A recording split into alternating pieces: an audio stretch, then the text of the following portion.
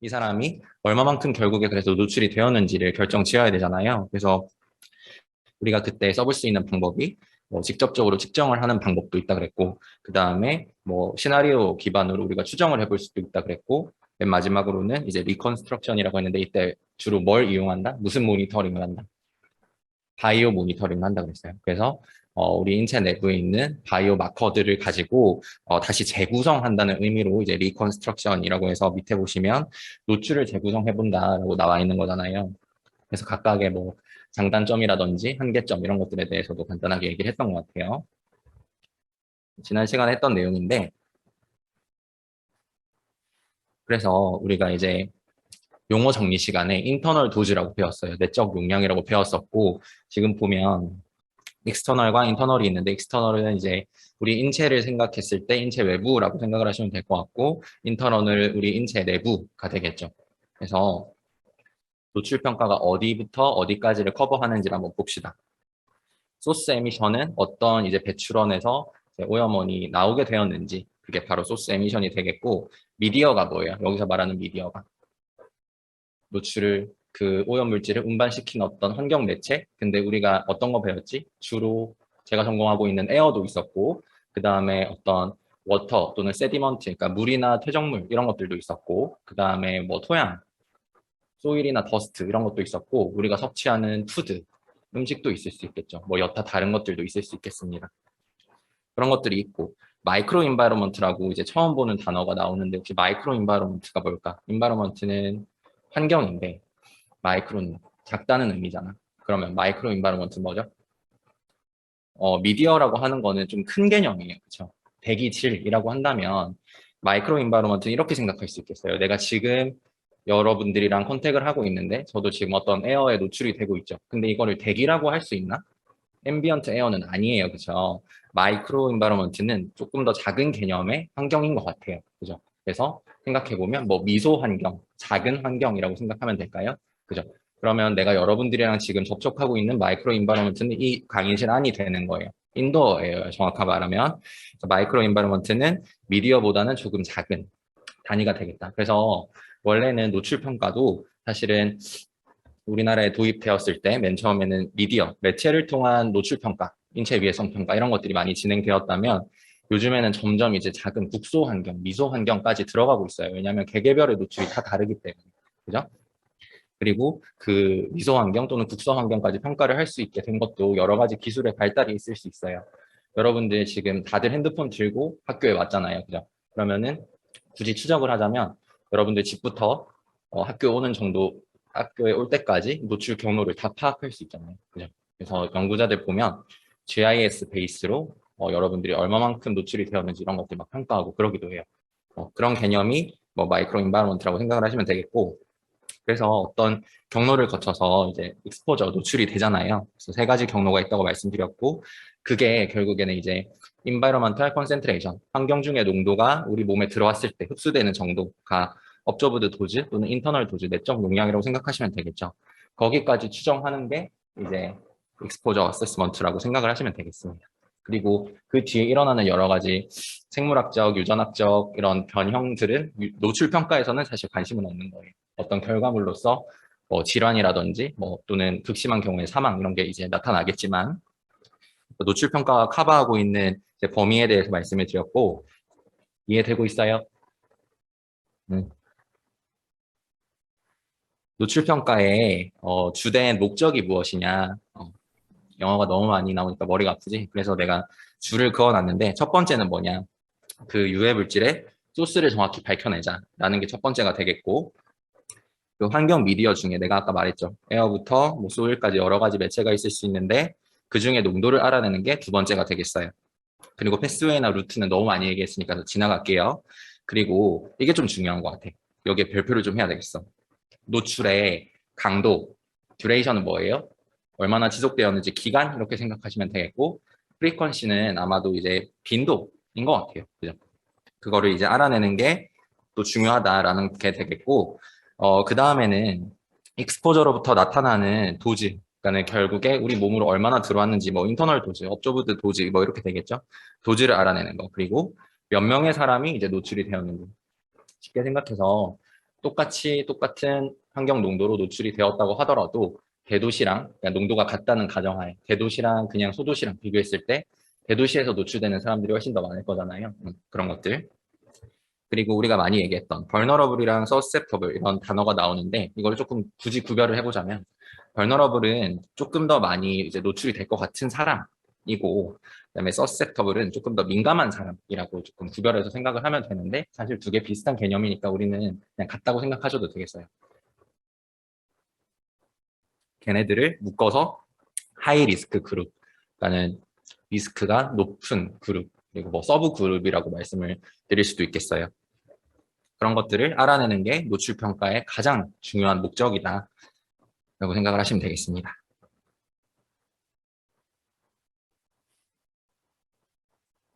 그래서 이게 지금 EPA에서 들고 온 자료인데 EPA에서 얘기를 하기로 익스포저 어세스먼트를 할 때 가장 중요하게 고려해야 될 것들이 있다고 나와 있어요. 첫 번째로는 그 노출의 듀레이션, 기간 또는 지속 이런 거예요.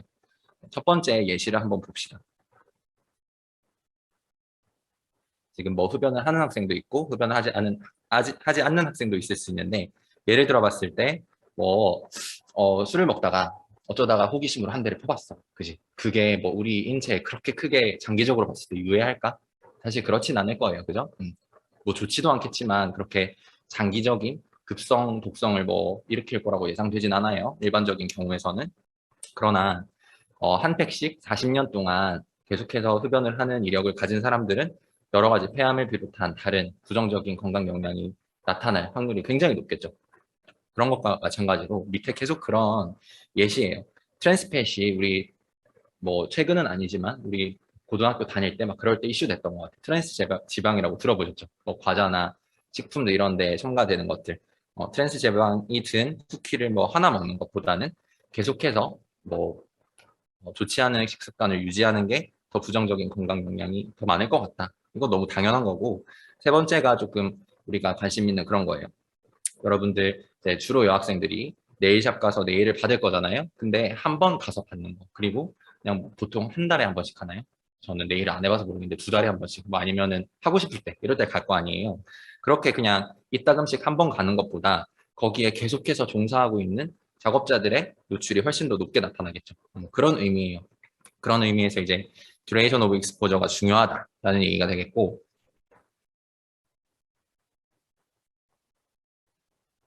그 노출을 할 때 우리가 구분을 해볼 수 있다 그랬어. 그래서 뭐 급성도 있고 만성도 있다 그랬는데 1번 어큐트 익스포저가 이제 급성인 것 같아요.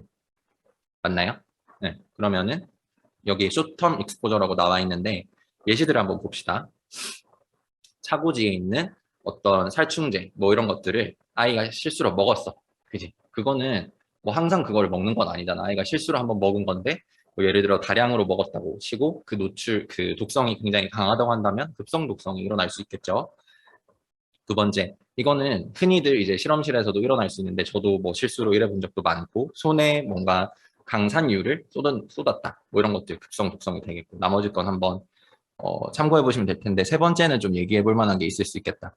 살모넬라 이런 것들에 우리가 노출이 되었을 때 여기서 예시는 다 완전히 익혀지지 않는 뭐 닭 요리를 먹었다 이렇게 되어 있는데 우리 이제 환경보건 전공하고 있잖아. 그러면은 이런 것들을 봤을 때 최근의 이슈들이랑 연결지어서 생각할 수가 있어야 돼. 최근에 살모넬라, 뭐 식중독 이런 거 어디서 일어났지? 어디? 유치원? 유치원에서 일어났어요? 뭐 저도 다 케이스를 알진 않아서 유치원에 어떤 케이스가 있었어요? 급작스럽게 질문해서 좀 당황했나? 응. 유치원에서 뭐 있었을 수도 있겠어. 뭐 식품으로 급식 뭐 이런 것 때문인가 봐요. 그죠? 또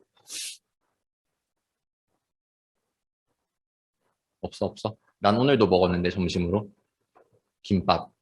그지? 김밥에서 왜 그 이유가 역학조사 했을 때 그 계란이었다고 했던 것 같은데 그죠? 응.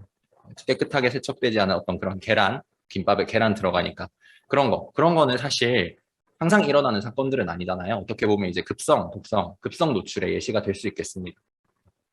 두 번째는 만성인 것 같아. 그지? 만성은 보면 가장 첫 번째로 가장 대표적인 예시가 나와 있어요. 아웃도어 에어 폴루션은 외부 공기 오염이잖아요. 여러분 외부 공기 오염을 여러분들 회피하실 수 있나요? 우리가 이 지구상의 땅을 딛고 사는 이상은 아웃도어 에어 pollution에서 벗어날 수 없어. 만성이야. 아주 태어났을 때부터 사망할 때까지 우리는 계속 에어 pollution에 노출이 되어 있을 거예요. 대표적인 만성의 예시고, 또 오큐페이셔널 익스포저는 작업자들이잖아요. 작업자들이 뭐 근속 연수가 오래됐다고 이제 가정을 했을 때 계속적으로 반복된 작업에 노출되면 그것도 만성 노출이라고 생각을 해볼 수 있겠지. 세 번째로는 내가 알게 모르게 먹고 있던 물이 오염된 경우, 그런 경우 사실 많아요. 그래서 요즘에 또 조사 같은 거 보면 공단 지역의 주변에 거주하는 사람들이 사실은 거기는 청정 지역인데 암 유병률이 너무 높아진 거야. 그게 이제 오염된 식수, 그다음에 오염된 토양, 오염된 대기로부터 뭐 그래서 바람이 높아졌다. 뭐 이런 연구 결과도 최근에 봤던 게 있는 것 같고, 그다음에 내가 사는 공간이 사실은 이사를 하지 않는다면 거기가 뭐 자연적으로 라돈 발생이 많아. 지난 시간에 뭐 배웠었죠. 마마준지 뭐 있었잖아. 그지?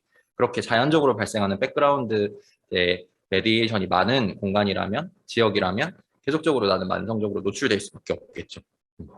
그리고 심지어 이 사람은 건강에 영향을 미칠 수 있는 게 우리는 약간 환경 위해 인자 쪽으로 보고 있는데, 혹시 보정관 뭐 그런 과에서 온 친구들은 아직 없죠. 뭐 빈곤이나 뭐 인종 이런 것들도 사실 영향을 미칠 수 있긴 해요. 근데 그거는 내가 선택을 할 수 있는 게 아니잖아. 나의 경제 상태나 나의 인종을 태어날 때부터 사실 결정되는 거지 내가 선택을 할 수는 없는 거예요. 그렇기 때문에 그런 것도 굳이 따지자면 크로닉 익스포저로 볼 수 있겠다라는 겁니다. 이거는 뭐 사회 경제학적 노출이 되겠죠. 그 다음에 혹시 세 번째가 뭔지 알겠는 사람? 여기서 키워드는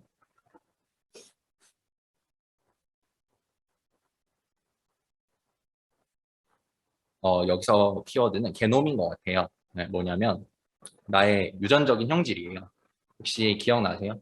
제너럴 파퓰레이션과 인디비주얼 파퓰레이션 그 리스크는 같지 않다라고 말을 했고, 그 이유는 개개별로 유전적인 형질이 다르기 때문에 라고 얘기를 했는데, 그런 걸 얘기하는 게 3번이에요.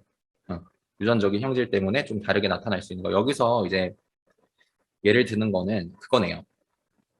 맨 마지막에 보면 알츠하이머라고 나와 있는데, 이게 뭐 치매 맞죠? 뭐 그거의 일종인 걸로 알고 있는데, 그 알츠하이머가 잘 발현되는 특정적인 유전 형질이 있는 거예요.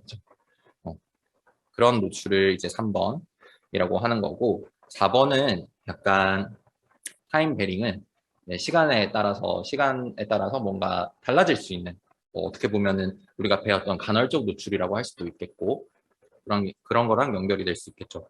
첫 번째 보면 식습관이랑 운동 습관, 이거는 급성이라고 하기도 그렇고, 그죠? 그다음에 만성이라고 하기도 그렇고, 왜냐면 언제든 바꿀 수 있는 거기 때문에 유전적인 형질도 아니죠. 그렇기 때문에 시간에 따라 다른 거예요. 그리고 그다음에 술 먹는 습관, 그죠? 음주 습관 이런 것들도 뭐 좋아하고 안 좋아하고를 떠나서 충분히 내가 바꿀 수 있고, 많이 먹을 때는 또 많이 먹기도 하고 적게 먹을 때는 사람의 의지에 따라서 바꿀 수 있잖아. 그지? 어, 그리고 몇몇 작업 환경들에서도 반복적인 작업이 아니라면, 예를 들어서 내가 반도체 공장의 근로자라고 생각해 봅시다. 뭔가 생산 라인에 내가 있는데 생산 라인에 있다가 다른 라인으로 옮겨갈 수도 있잖아요. 생산 라인 중에서도 식각 공정을 하다가 또 다른 공정에 투입될 수도 있고, 그러면은 또 다른 노출로 바뀌게 되는 거죠. 화학 물질도 달라지게 될 거고, 노출 강도나 빈도, 시간도 다 달라질 거예요. 그렇죠? 그런 거기 때문에 그런 것도 시간에 따라 다른 노출, 그리고 스트레스도 마찬가지. 그냥 뭐 간헐적인 노출이랑 연관지어서 생각해 보면 될 것 같아요. 이해가 되셨죠?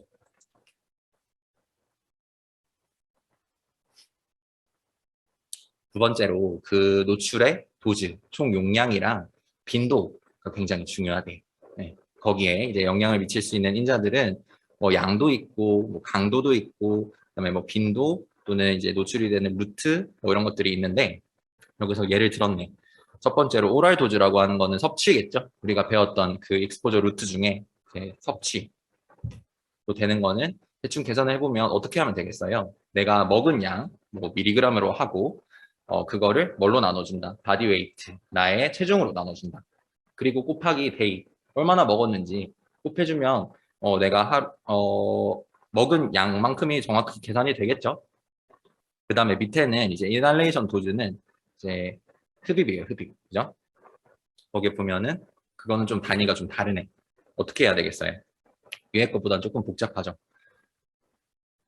보면은 단위 그 면적당 얼마만큼 오염물질이 있었는지, 그리고 그거를 내가 1시간당 얼마나 내가 또 흡입을 해줬는지 그런 것들도 고려를 해야 될 것 같고, 그 다음에 얼마만큼 그 노출이 지속되었는지 그거랑 이제 나의 체중을 나눠주고 곱하기 또 내가 노출 일수 베이로 할 수도 있겠고, 나중에 여러 가지 예시를 보여드릴 거예요. 이거는 그냥 일반적인 수식의 예시입니다. 밑에 보면 뭐가 다른지 알겠죠? 70kg로 예를 들어 일정한 대표적인 이제 남자의 몸무게를 70kg라고 한번 가정을 해볼게요. 그리고 내가 7g을 먹었어. 그럼 그 사람은 어떻게 되는 거야? 0.1g per kg 되겠죠? 그 다음에 14g 먹으면 그 2배가 되겠고, 21g 먹으면 0.3g per kg 이렇게 될 거예요. 그리고 옆에는 또 다른 예시인 것 같은데, 똑같이 먹었다고 하더라도 누가 더 노출량이 많다? 체중이 작은 사람, 그죠? 쉽게 생각해보면 7g 대 이제 70kg 해보면 될 것 같고, 옆에는 이제 7g인데 이 사람은 바디 웨이트가 50으로 줄었죠. 그래서 노출량을 따져보면 0.1g per kg에서 0.14g per kg으로 다소 좀 증가한 모습을 보이고 있습니다. 그렇기 때문에 사실 이제 우리가 노출 평가할 때 좀 중요하게 고려할 것이 지금 여기 보면은 바디 사이즈라고 나와 있어요. 바디 사이즈가 굉장히 중요하다라고 나와 있습니다. 참고로 하시면 될 것 같습니다. 자, 그리고 조금 어려운 개념이 이제 나올 건데, 우리가 계속 노출 평가를 할 때 고려해야 될 것들에 대해서 생각을 하고 있는데, 지금 인덕션이 뭐냐면 어떤 오염물질이 처음 도입되었다라고 하면 첫 노출이라고 생각을 하시면 되겠고, 그리고 레이턴시는 뭔가 지속되는 그 지연되는 기간이라고 생각하시면 되겠고, 크리티컬 윈도우도 그런 비슷한 개념으로 약간 창문기라고 혹시 여러분 들어보셨어요? 어떤 노출이 있고 그게 발현되기 위해서 지연되는 그 기간 자체를 뭐 윈도우 피리어드, 창문기, 또는 여기서는 이제 크리티컬 윈도우라고 얘기를 했는데, 밑에 보는 예시가 뭘까? 무슨 질병의 예시지? 혹시 온라인으로 듣고 있는 친구들은 밑에 있는 표에 TB, 어디서 많이 본 질병 이름인데,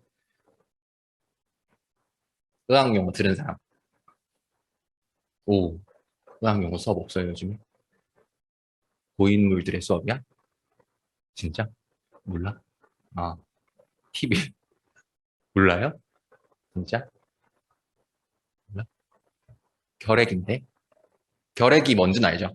그래서 우리 오, 결핵. 우리 고등학교 때인가 중학교 때 배웠던 것 같은데, 그 결핵 검사할 때 뭐 피부 따서 하는 검사 그게 뭐였지? 투베르클린 뭐 검사법 있었잖아. 나랑 교육 과정이 다른가 봐. 아, 다를 수도 있겠다. 좀 미안해요. 어쨌든 그 결핵의 발현의 예시인데, 첫 번째 어쨌든 그 결핵균에 노출이 된 거를 인덕션이라고 생각해 볼 수 있겠어요. 그죠? 뭔가 그리고 클리니컬한 임상적인 어떤 반응이 초기에 이제 나타나기 시작한 그때가 이제 레이턴시라고 생각해 보면 되겠고, 그게 이제 증상으로 발현되기 위한 그 총 기간 자체가 크리티컬 윈도우라고 생각을 하시면 될 것 같은데, 봅시다. 그 다음 예시를 좀 보면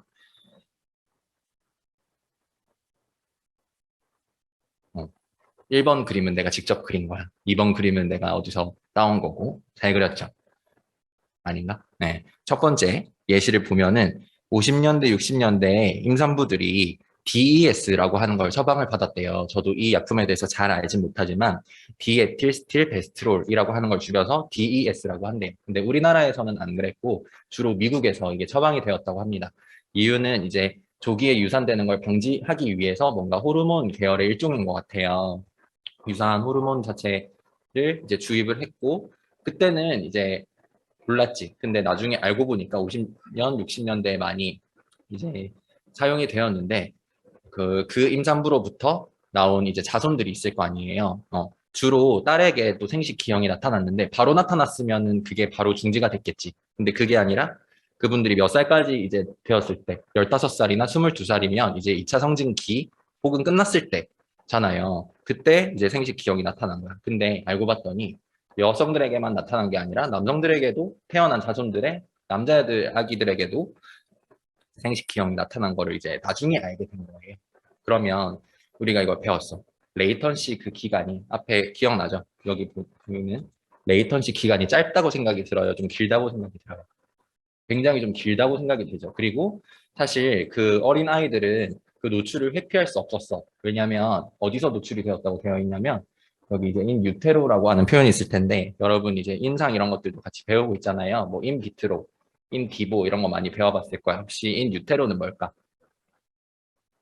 노출이 뭐 시험관 내 노출 이런 거 또는 셀 단위 노출 이렇게 할 수 있는데 이거는 자궁 내 노출이에요. 그렇죠? 그러니까 내가 몸 안에 있었을 때 이제 산모로부터 엄마로부터 노출이 된 거기 때문에 인 유테로 노출이라고 하면 되겠고 그래서 여기로부터 태어난 자손들이 생식기형이 많이 그러니까 무조건 그런 건 아닌데 그 유병률이 조금 높은 생식기형이 나타날 확률이 높다고 이제 나온 조사 결과가 있습니다. 그래서 그때 당시에 이제 미국에서 이 심각성을 인지를 하고 관리를 하기 시작했는데 그 친구들이 이제 그래서 DES 베이비라고 불렀다고 해요. 그게 이제 1번입니다. 레이턴시가 굉장히 길었던 사건의 예시이고 두 번째는 비교적 최근의 예시인데 지카 바이러스 여러분들 다 아시죠? 뭐 남아메리카, 뭐 아프리카 뭐 이런 데서 유행을 하는 것 같은데 그 뭐 이집트 순목인가 걔네들이 매개하는 거잖아요. 그렇죠? 거기에 이제 또 감염된 또 이제 임산부네요. 걔네들로부터 이제 나온 아기들은 소두증 여기 두 번째 사진 보이시죠? 네, 소두증 걸릴 확률이 굉장히 높다. 이것도 비교적 1번만큼은 아니지만 좀 크리티컬 윈도우가 존재한다라는 것에 예시가 될 수 있겠죠. 그리고 3번은 제가 이 그림을 누락시켰는데 그런 거예요. 발달 과정 중에서 노출이 되면 내가 이제 인 유테로 자궁 내에 있을 때 태아들이 노출이 되면 언제 뭐 유전병이 발생할 확률이 높아지고 뭐 이런 것들이 있는데 뭐 그런 거는 여러분 잘 알고 계시니까 그 1번, 2번이랑 같은 개념입니다. 아시겠죠? 그래서 우리가 종합적으로 익스포저 어세스먼트에 대해서 배워봤는데 실제로 이제 어떻게 하는지에 대해서 이론적으로 한번 배우고 그 다음에 실생활 한번 접목을 해보기 위해서 먼저 에어를 대상으로 하는 방법에 대해서 한번 알아봅시다. 그 전에 이제 고려할 게 소스가 중요하다 그랬어. 아까 기억나요? 노출 평가할 때 중요하다고 했던 리스트들. 첫 번째가 소스였는데 에어 같은 경우는 이 배출원, 오염원 자체가 어디에 있을까? 아웃도어에 있을 수도 있겠고 인도어에 있을 수도 있겠죠. 사실 두 가지 복합인 거예요. 첫 번째, 엔트로포제닉 소스는 혹시 뭘까요? 그 인간이 배출하는 인위적인 배출원 소스라는 거예요. 근데 그 소스는 뭐 점이거나 고정이거나 그렇죠? 면이거나 뭐 이동이거나 또 다른 다양한 뭐 실내 환경이 될 수 있겠다라는 얘기가 되겠고 내추럴 소스는 이제 자연적인 소스겠죠. 사실은 미세먼지라고 하는 얘기는 너무 많이 들어봤을 텐데 인위적인 배출원만 생각하는 친구들이 많은데 사실 자연적인 배출원도 굉장히 많아요. 어떤 게 있느냐 한번 봅시다. 얼스 크러스트는 그 지각, 땅 자체에서 이제 발생하는 흙먼지 이런 것들도 사실 다 더스트잖아요. 그다음에 와일드 파이어는 우리나라는 비교적 잘 일어나지는 않는 걸로 뭐 알려져 있지만 다른 나라에 비해서는 막 대형 산불들 많이 발생해요. 큰 국가들에서는 그런 것들. 그리고 요즘에 화산 많이 발생하고 있던데 대표적으로 두 군데 어디? 와, 뉴스 나만 보나? 네. 화산 활동 어디서 일어난대요. 요즘에 뭐 스페인에 있는 뭐 그 스페인령의 무슨 섬이었는데 무슨 제도에서 뭐 어쨌든 일어난다 그러고 아이슬란드인가요? 거기서도 화산 활동 일어난다고 하고 요즘에 일본에서도 많이 화산 활동 일어난대요. 그 화산 활동할 때 네, 더스트 굉장히 많이 발생해요. 미세먼지들.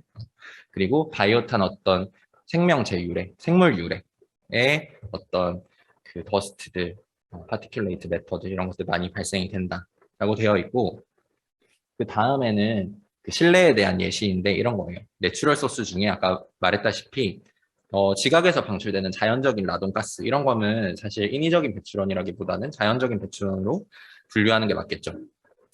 지금 밑에는 저의 하루를 이제 나타낸 거예요.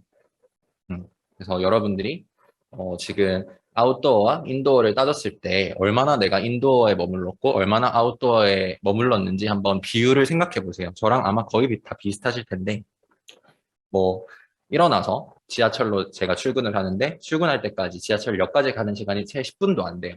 네. 그리고 이제 지하철에 내려서 다시 학교까지 오는데 또 10분이 안 걸리죠. 그리고 계속 이제 학교에 있었어요. 김밥을 먹었기 때문에 나갈 이유가 없었어. 그리고 잠깐 산책하느라 잠깐 바깥에 나갔다 온 거 빼고는 또 실내에 가지 않았어요. 다 토탈 따져보니까 제가 오늘 1시간 정도 밖에 있을 것 같더라고요. 여러분은 어떠세요? 여러분도 거의 비슷하지 않나요? 특별한 활동을 하지 않는 이상. 그래서 그 EPA에서는 그렇게 얘기하고 있어요. 현대인의 80%, 90% 정도 되는 시간을 인도어에 머무르고 있다고 얘기를 해요. 근데 나중에 보여드리겠지만 우리나라가 그 정도가 조금 더 심하긴 합니다. 뭐 건축물이 더 잘 돼 있어서 그런 건지 뭔지는 모르겠지만 그래서 따지고 보면 저는 약 4%의 시간만 실외에 있었더라고요. 이런 것들도 노출 평가를 할 때 고려를 해볼 수 있겠죠. 아웃도어에 노출된 거는 4%고, 그죠? 인도어는 96%고 이런 식으로 계산을 해볼 수도 있겠어요. 여기 보시면 그 아웃도어에서 소스, 지금 뭐 산업체 뭐 이런 것들도 있고, 그다음에 자연적인 더스트들도 있고요. 그다음에 트랜스포트라고 해서 교통도 우리나라에서 대부분을 많이 차지하고 있어요. 그리고 폐기물 처리하는 거, 그다음에 주거 환경 또는 건축물에서 배출하는 미세먼지도 굉장히 많거든요. 그다음에 여기 보시면 어그리컬처라고 있는데 이게 우리나라는 많이 이렇게 나타나진 않는데 미국 같은 경우 미국에 가본 사람, 미국 가본 사람. 네. 저도 그냥 학회 때문에 몇 번 가봤는데 거기는 땅이 굉장히 크잖아요. 그래서 이런 농업 같은 게 굉장히 많이 발달돼 있죠. 그런데 사용되는 중장비 기구들 이런데 사실 휘발유나 이런 것처럼 깨끗하게 정제된 기름을 쓰는 게 아니라 중유 같은 거 쓰는 걸로 알고 있어요. 중유나 등유 막 이런 거 쓰는 걸로 알고 있는데 그런 데서 발생되는 미세먼지도 굉장히 많아서 아마 이제 WHO에서는 이렇게 대표적으로 소스를 아웃도어에서 얘기하고 있는 것 같고 사실 인도어는 소스가 너무 많죠. 뭐 하나씩 보자면 가전제품들일 수도 있고, 그죠? 그 다음에 뭐 거실 같은 경우는 뭐 카페트 이런 데서도 사실 많이 나오고요. 그 다음에 뭐 애견을 키운다면, 뭐 강아지나 고양이를 키운다면 걔네로부터 나오는 애들도 상당히 많을 거고. 우리나라는 좀 문화가 다르긴 하지만 만약에 차고지가 안에 있다면 그 자동차 배출가스들도 실내로 유입될 수 있겠죠. 등등 인도어에서도 이런 오염원 소스가 굉장히 많다는 거. 그래서 이런 소스들이 어디로부터 나오는지 밝혀내야 한다는 게 중요하다는 겁니다. 이거는 지난 시간에 배웠던 내용이랑 비슷한 거기 때문에 간단하게만 하고 넘어갈게요. 그 다음에 소스를 밝혀냈다면, 밝혀냈으니까 어떻게 해야 되겠어? 걔 농도를 재야 되겠지. 재는데 어떻게 할 것이냐. 액티브 샘플링은 제가 여기 보면은 depend on pumping이라고 되어 있어요. 펌핑은 내가 흡입을 한다는 거잖아요. 지금 에어니까 공기를 흡입한다라고 생각을 하시면 되겠죠. 그리고 디바이스가 필요하다라고 되어 있네요. 근데 패시브 샘플링은 흡입을 하는 게 아니라 그냥 자연적으로 놔두면 여기서 이제 키워드가 여기 보면 디퓨전이라고 나와 있죠. 네. 확산의 원리를 이용하는 거예요. 가만히 달고 있으면 어떻다 그랬지? 그 물질들이 자연적으로 내가 달고 있는 디바이스에 확산이 되면서 그 자체로 이제 측정이 되는 게 패시브 샘플링이 되겠고, 퍼스널 모니터링은 이제 개인 모니터링인데, 개인 모니터링 할 때는 뭐 액티브를 하든 퍼스널을 하든 둘 다 사용할 수 있겠지만, 그 퍼스널은 그 개개별 개인 시료다라고 하는 것만 기억하시면 되겠어요. 주로 이제 액티브 샘플링이나 뭐 이런 것들은 그 공간 내에 있는 그 농도를 밝혀내는 거고, 퍼스널은 개인 노출 수준을 파악하기 위한 그런 모니터링이다 라고 생각하시면 되겠습니다. 첫 번째는 직접 측정하는 방법이었죠. 이제 액티브나 패시브나 퍼스널로 측정하는 방법이었는데 지금은 뭘 해보겠대요? 그래서 보니까 모델링을 할 수도 있겠어. 모델링은 하는 경우는 언제일까? 직접적으로 데이터를 내가 측정하기 어려운 경우 이럴 때는 모델링을 통해서 추정할 수 있겠죠. 그러면 아까 익스포저 시나리오에서 기반해서 뭔가 추정한다 이런 거겠죠. 저도 이 모델링 분야를 잘 아는 건 아니지만 간단하게만 소개를 해보겠습니다. 이제 기체 모델에서 모델링의 기법은 첫 번째 뭐 분산 모델이 있다고 하고요. 두 번째는 광화학 모델이 있다고 하고 세 번째는 수용체 모델 이렇게 있다고 합니다. 근데 이거는 그냥 참고만 하시면 될 것 같아요. 시험 문제 내진 않을 거고. 그래서 그 직접적으로 측정이 어려운 경우는 뭐 다른 사람의 데이터나 아니면 내가 간헐적으로 측정한 데이터나 이런 것들을 통해서 뭔가 모델링을 해볼 수 있겠다. 근데 그게 이제 세 가지는 주로 아웃도어에서 하는 거고 얘네들은 인도어 에어 퀄리티도 모델링을 해볼 수 있겠다. 근데 거기에 주요하게 작용을 하는 게 HVH 시스템, 그러니까는 환기 공조 시스템 이런 것들이나 뭐 그 실내 공간 안에 있는 에미션 소스라든지 싱크는 혹시 무슨 뜻인 줄 알아요? 사라지는 거예요. 가라앉는 거, 뭐 그런 것들을 고려해서 인도어 에어도 모델링을 해볼 수 있겠다. 근데 거기에 이제 맨 마지막에 생활 패턴이나 이런 것들도 고려를 해서 노출 시나리오를 구성해 볼 수 있겠다라는 거예요. 앞 슬라이드는 직접 측정, 두 번째는 모델링이에요. 그리고 마지막으로는 어떤 게 또 있느냐. 그 두 가지도 여의치 않을 때, 그 두 가지도 여의치 않을 때, 어베러블 데이터는 사실 그런 거잖아요. 사용 가능한 모든 종류의 데이터이죠. 혹시 여러분, 우리가 계속 지금 에어를 대상으로 얘기를 하고 있는데, 우리나라에서 여러분들이 지금 측정을 사실 기구가 없으니까 못할 거고, 모델링도 배우지 않았으니까 사실 못할 텐데, 여러분이 해볼 수 있어요, 노출 평가를. 어떻게? 세 번째 방식으로. 에어코리아라고 들어가 보셨나요? 제가 들어가 보라고 말씀드렸었는데, 여기에 주소 쳐 있으니까 한번 들어가 보세요. 수업 끝나고. 에어코리아에 들어가면 이렇게 시, 군구 별로 공개질 데이터가 이렇게 나와 있습니다. 그러면 여러분들이 이 데이터를 가지고 나의 노출 수준을 대략적으로 추정해 볼 수는 있겠어요. 내가 성북구에 산다 또는 동대문구에 산다, 그치? 그런 식으로. 근데 이 옆에 거는 좀 알았으면 좋겠네. 사용할 수 있는 데이터 중에 우리가 에어코리아에서 대기오염 측정망 이런 것들을 운영하고 있는데 도시대기 측정망도 있고 국가 배경농도 측정망. 근데 배경농도라는 게 뭘까? 우리 실험할 때 항상 이제 블랭크라고 하는 게 있는데 블랭크가 공시료인 거잖아요. 네. 예를 들어 내가 어떤 패시브 샘플러를 가지고 뭐 사람들에 대해서 노출 평가를 진행하고 싶어, 측정을 하고 싶어. 그러면은 나중에 분석을 할 때 내가 측정했던 승우한테 달았던 거, 동현이한테 달았던 거, 규빈이한테 달았던 거 이렇게 하나하나씩만 해서 분석하면 될까? 안 돼요. 왜냐하면 그 패시브 샘플러 자체에 있는 오염된 시료, 오염되어 있을 수도 있잖아요. 일정 수준만큼. 그러니까 그런 것들을 보정해주기 위해서 블랭크나 공시료 같은 거 얘기하잖아요. 그게 배경 농도랑 비슷한 개념인데 사실 대기질이란 뭐 블랭크, 공이 될 수는 없잖아요. 하지만 이렇게 최대한 오염이 되지 않는 우리나라로 생각해보면 어디 할 수 있을까? 뭐 백령도, 뭐 제주도, 뭐 이런데 이런 국가 배경 농도 측정망 있을 수 있겠죠. 다른 데보다 오염이 이제 심하지 않은 그런 거 얘기하는 거고, 교외 대기 측정망은 도시가 아니라 도시 말고 이제 교외 지역에 측정하는 거고, 도로변 대기 측정망은 도로가 굉장히 많은 또는 이제 차선이 넓은 이런 도로변 주변에 도로변 대기 측정망이 있다. 항만은 왜 할까? 항만. 네. 뭐 뭔가 많이 나오니까 하겠지, 그지? 네. 항만에서도 큰 선박들 있잖아요. 걔네들도 아까 마찬가지로 농기계 이런 것들 할 때 덜 정제된 기름을 쓴다 그랬잖아. 내가 알기로 선박에서도 좀 덜 정제된 그 기름을 쓰거든요. 그래서 항만 시스템에서 미세먼지가 또 많이 발생이 돼요. 그래서 이런 것들 측정한다. 밑에는 특수대기오염 측정망인데 다 외우시라는 얘기는 아니고 어떤 게 정도 있는지는 체크를 하고 넘어가라는 얘기예요. 나중에 오늘 논문 분석하면서 배울 거예요. 여기 중금속이라고 나와 있어. 미세먼지를 구성하고 있는 거는 미세먼지뿐만 아니라 뭐 탄소 성분도 있고 중금속 성분도 있고 거기에 생물학적 유해인자 붙어 있을 수도 있고 뭐 엔도톡신 있을 수도 있고 다른 거 아덜스 여러 개가 붙어 있는 거예요. 그 중에 중금속 측정하는 거, 그지? 두 번째는 유해 대기 오염 물질 뭐 측정하는 거. 그 다음에 뭐 산성 강화물 이런 거 측정하는 거. 광화학은 이제 대기 중에서 광화학 반응에 관여하는 게 대표적으로 이제 질소산화물, 오존, 뭐 일산화탄소 이런 것들 있잖아요. 그런 것들을 대표적으로 이제 측정하는 거. 그리고 지구대기 측정망은 그런 거예요. 지구 온난화 물질 보시면 여기 그래서 CH4나 CFC 같은 거 측정한다고 되어 있어요. 네. 그 다음에 초미세먼지는 이건 좀 기억해뒀으면 좋겠어. 우리나라에서 초미세먼지를 언제부터 공식적으로 모니터링 했을까? 사실은 근데 이거 찍으라는 얘기죠. 언제부터일까? 감으로 언제부터일 것 같아요. 1992년? 그 90년? 그 연도의 출처는 어떻게 추정하셨죠? 그냥 되게 선진국이네. 큐빈 미국에서 왔나 봐. 네, 좋아요. 언제부터일까? 찍어봐 대충. 오, 88 올림픽. 오,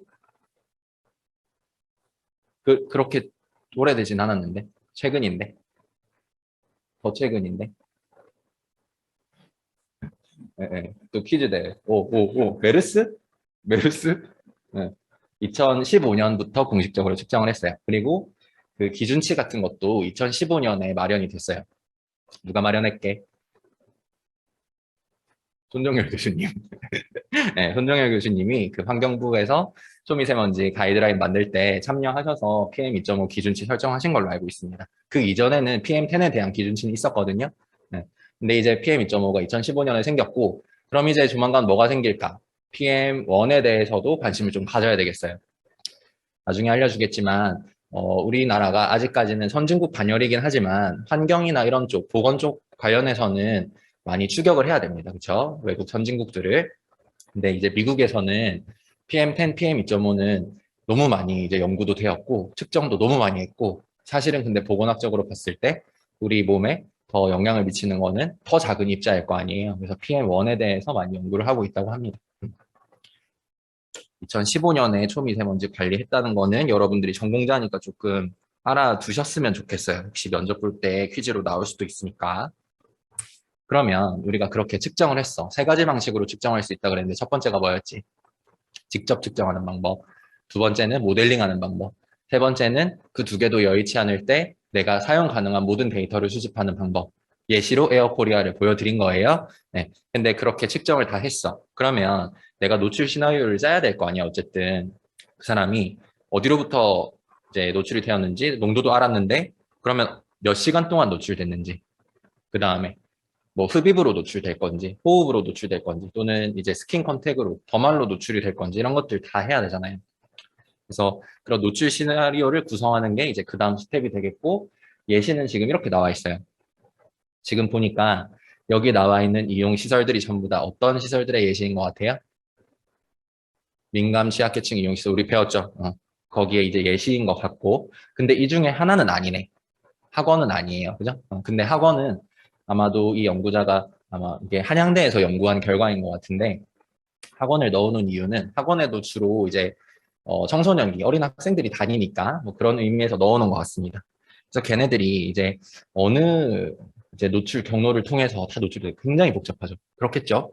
그리고 걔네들이 몇 시간 동안 노출될 건지 사실 근데 이거를 직접적으로 다 측정을 할 수 있을까요? 측정할 수 없어요. 그래서 이런 노출 시간에 대한 데이터는 뭐에 의존할까요?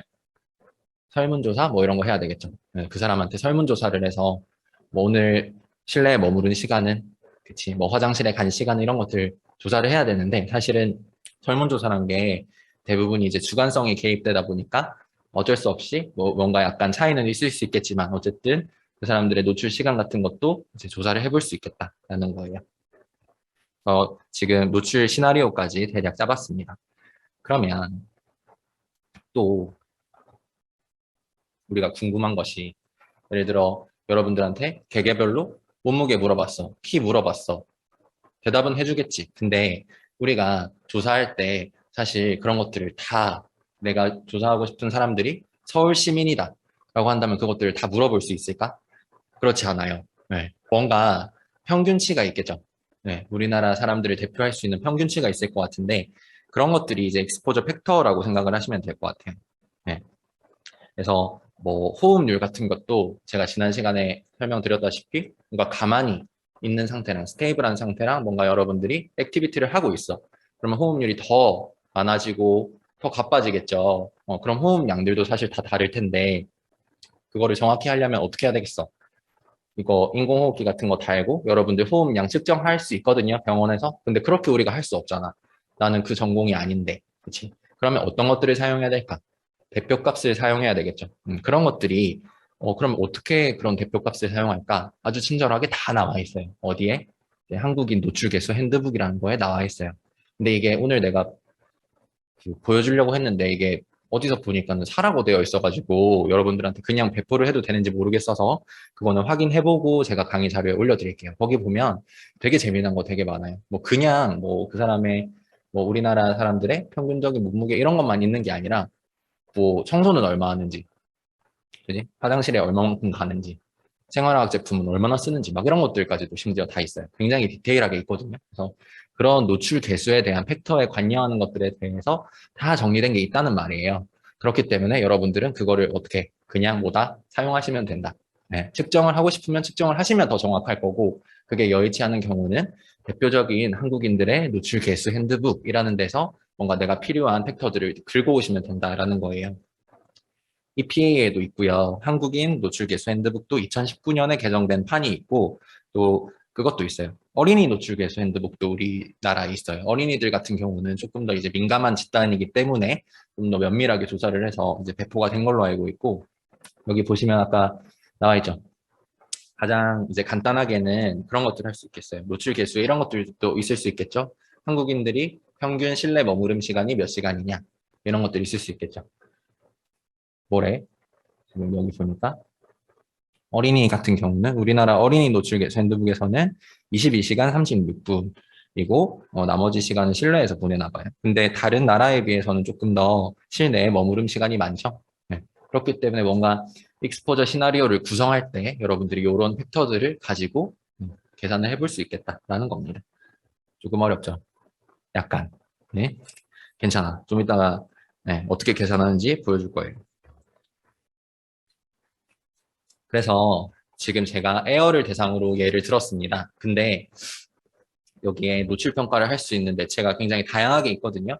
말씀드린 대로 물이나 퇴적물들도 있을 수 있겠고 뭐 토양, 먼지 이런 것들이 있을 수 있겠고 여러분들 섭취도 사실 굉장히 중요한 이제 노출 경로잖아요. 근데 제가 푸드 쪽은 사실 잘 모르기 때문에 일단 패스하고 그다음에 수생태계 있을 수 있겠죠. 수생태계 있을 수 있겠고 그다음에 맨 마지막에 여러분들이 좀 관심을 가져야 되는 거예요. 뭐야 이거? 소비자 제품이죠. 뭐 생활화학 제품 이런 식으로 생각해봐도 되겠죠. 생활화학 제품에서 이제 노출과 관련돼서 가장 크게 이슈가 되었던 게 지난 그 학기에 강의했던 뭐 가습기 사고 뭐 이런 것들도 있을 수 있겠고 또 어떤 것들 있지? 뭐 침대에서 라돈이 나왔다는 둥 또 어떤 거 있어? 뭐 어린이가 활동하는 뭐 인조 잔디 이런 데서 중금속이 검출되었다는 등 이런 이슈들이 끊임없이 발생하고 있잖아요. 그런 것들이 바로 이제 컨슈머 프로덕트, 사용자들이 사용하는 제품들에서 이제 나오는 것들, 그런 것들에 대해서 사실 위해성 평가가 가장 많이 이루어지고 있습니다. 왜냐하면 어떤 기준치를 설정하기 위해서. 그 다음에 저희 연구실 출신의 아주 오래된 선배님 중에 LG전자에 가신 분이 있는데 LG전자에서 뭘 연구하느냐 LG전자에 어떻게 갔지? 우리 연구실이랑 상관도 없는데 궁금했어. 근데 위해성 평가 쪽으로 가셨더라고. 그래서 도대체 뭐를 하세요? 라고 물어봤더니 LG전자가 뭐 백색가전으로 유명한 이제 기업이잖아요. 근데 뭐 거기서 세탁기라든지 뭐 에어컨 뭐 여러 가지 가전 제품들 생산하잖아요. 그거를 이제 외국에 수출을 하는데 예를 들어 EU에 좀 수출한다고 해봅시다. 유럽에 수출을 한다고 해봅시다. 그러면 유럽 내부에도 뭔가 가이드라인이 있을 거 아니야. 뭔가 이런 것들까지 지켜야 된다고 하네요. 뭐 세탁기에 들어가는 뭔가 정확한 예시는 아니지만 볼트, 너트, 나사 뭐 이런 것들이 있다. 근데 거기에 중금속 함량이 얼마를 넘으면 안 된다. 이런 것들. 그것도 다 위해성 평가거든요. 네. 그런 것들에 대한 업무를 또 하고 있더라고요. 그래서 조금 신기했었는데 그런 게 있대요. 그래서 그런 쪽으로 여러분들이 나중에 좀 진출을 해볼 수도 있지 않을까라는 생각이 또 들기도 했고 근데 어쨌든 이 매체가 다 똑같다고요. 지금 노출 평가에 필요한 중요 구성 요소를 내가 에어를 대상으로 설명했는데 다시 리마인드 해보자면 첫 번째 뭐를 밝혀야 된다? 발생원을 밝혀야 된다. 그리고 페이트 앤 트랜스포트라고 해서 조금 앞에 단어가 운명인가? 뭐 그런 거 아니고 페이트가 여기서 뭐냐면 트랜스포트는 운송이고 페이트는 그냥 사라지는 거예요. 어떻게 제거되고 운송되고 뭐 이런 건지. 그러니까 페이트가 뭐 운명이라고 한다면 오염원 뭐 미세먼지한테 굳이 이제 뭔가 인격체라고 해볼까? 걔네를 부여한다면 어떻게 생각해 볼 수 있을까?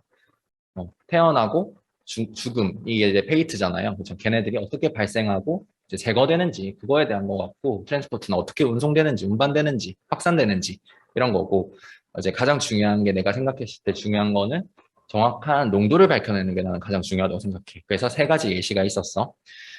그 다음에 걔네들을 가지고 시나리오를 구성하는 거.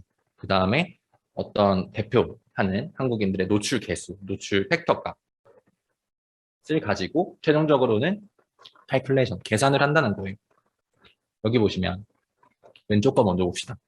왼쪽 거 보면 이제 사용자 제품, 뭐 소비 제품 이런 것들 노출 평가할 때 어떻게 이제 시나리오를 구성하면 될까의 예시예요. 생활화학 제품을 먹는 사람은 없을 거야. 그치? 그렇기 때문에 여기 섭취 노출은 없는 것 같아. 그러면 흡입 노출이 있을 수 있겠고. 근데 그 흡입 노출이 어떤 물리적 상태로 나한테 들어오느냐. 휘발 물질은 뭔가 가스상으로 들어올 거고, 에어로졸은 뭔가 물리화학적인 아이잖아요. 그런 식으로 나한테 들어올 거고, 피부 노출도 내가 그런 게 있어. 직접 접촉은 내가 화학 제품에 직접 닿는 경우고, 섬유 접촉은 뭘까? 직접 닿는 게 아니라 뭔가 옷이라든지 또는 뭐 수건이라든지 내 몸에 닿을 수 있는 다른 섬유를 통해서 들어온다면 직접 접촉보다 노출량은 더 적어지겠죠. 네. 그리고 뭔가 또 지속적으로 접촉하는 걸 수도 있고 한 번만 접촉되고 끝나는 게 아니라 뭐 그래서 지금 이 시간에선 다루진 않을 거지만 이런 것들도 연구하는 사람들이 있어요. 전이량이라고 해서 직접 접촉이 되는 경우 있을 수 있고 뭔가를 통해서 접촉이 될 수도 있잖아, 그지? 뭐 그런 개수들은 또 얼마만큼인지, 뭐 분배 개수 이런 것도 계산하고 그런 건 있는데 그건 너무 어려워요. 그래서 이번 시간에 안 다룰 거고 어쨌든 그런 식으로 생활화학 제품은 크게 두 가지 노출 경로가 있을 수 있겠다라는 거예요. 그러면 걔네들의 제품 제형은 뭔지, 스프레이 뭐 분사기형인지, 뭐 에어로졸 방출형인지, 또는 뭐 훈증, 뭐 훈기 뭐 이런 거 있어요. 그게 뭘까? 여러분 이것도 여러분 안 쓸 수도 있는데 어떡하지? 그거 알아요? 모기 잡는데 옛날에 그 뭐라 그러지? 건빵같이 생긴 거를 기계 아는구나. 네, 세대가 차이는 안 나는구나 여기서는. 그래서 건빵 같은 거 그 뜨거워지는 기계에 넣으면은 거기서 막 이제 모기 잡는 그 물질 나오는 거 있어. 그거를 뭐 훈증이라 그러더라고요. 그런 거일 수도 있고. 제품 제형이 어떻게 되는지 그리고 용도도 굉장히 다양해요. 제가 지난 수업 때 그 이름이 뭐지? 유화물 수업 때 제가 과제물로 냈던 게 여러분들이 주변에서 어떤 생활화학 제품 사용하고 있는지 다이소 가서 찾아봐 아니면 집에 있는 것 중에 찾아봐 이렇게 했어요. 그래서 여러분들도 시간 날 때 한번 혹시 생각이 난다면 마트나 다이소 같은 데 갔을 때 한번 그 교수님이 이런 얘기 했었지 하면서 제품을 한번 관찰해 보세요. 그러면 생활화학 제품이라고 분류된 게 있고요. 그 다음에 의약 제품으로 분리된 게 있어요. 그래서 그 두 개 차이가 뭘까라고 생각을 해보시면 더 재밌을 것 같아요. 제가 알기로 뭐 이제 생활화학 제품은 환경부에서 관리를 하는 거고 의약 제품은 식약처인가? 네, 거기서 이제 관리를 하는 건데 제가 그 환경부 가서 교육을 받았을 때는 2년 전인가 받았을 때는 그렇게 분류를 하시더라고요. 무조건 그런 건 아니지만 분류하기 어려우시죠. 그래서 쉽게 분류하는 방법을 알려드리겠습니다. 뭔가 생활화학 제품은 이렇게 공기 중에 분사하거나, 그치? 그런 거야. 우리 인체에 직접 닿지 않는 거. 근데 의약 제품은 그 피부에 내 몸에 직접 닿는 거라고 생각하시면 돼요라고 얘기를 하더라고. 그래서 갖다 보니까 뭔가 그 버물리라고 하나? 그래서 뭐 모기 불리면 바르는 거. 그런 건 의약 제품이겠죠. 그러면 그렇죠. 근데 뭐 분사하는 모기를 잡기 위해서 분사하는 제 스프레이 그런 거는 생활화학 제품으로 분류되겠죠. 그렇게 쉽게 구별을 하면 됩니다라고 말을 해주더라고요. 네, 여러분도 그렇게 그 스탠다드를 한번 가지고 한번 마트에 가서 그런 제형들, 뭐 제품 용도 이런 것도 구별해 보면 재밌을 것 같아요. 그래서 걔네들을 가지고 이제 위에도 평가를 하는 예시를 가지고 왔는데 이거 서울대 박사님이 하신 거던데 한번 볼게요. 노출 시나리오 이분은 관찰 조사, 옵저베이셔널 스터디를 했다네요. 관찰 조사를 하셨고 그 다음에 노출 개수는 뭔가 그 노출 개수 핸드북을 쓰시긴 했을 텐데 지금 설문조사도 같이 병행해서 했다는 거예요. 그거는 이제 원래 기본 베이스로 가지고 있는 데이터고 노출평가 대상 화학물질을 선정을 했다. 왜냐면 생활화학 제품을 막 분석을 해봤다고 칩시다. 정말 몇십 가지, 몇백 가지 화학물질들이 사실 다 있을 거예요. 근데 그 중에 내가 관심 있는 타겟 물질을 선정을 해야 되잖아.